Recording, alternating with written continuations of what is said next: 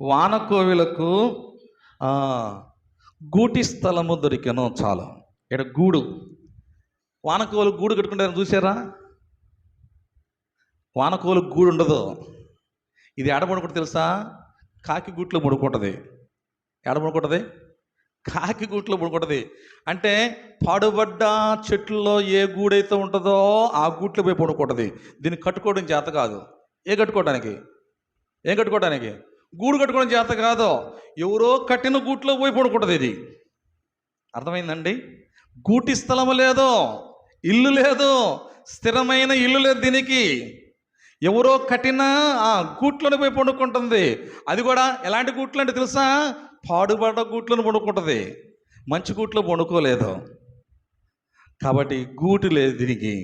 అలాగనే మన జీవితాల్లో కూడా ఏదంట గూడు లేదు. గూడు లేని మన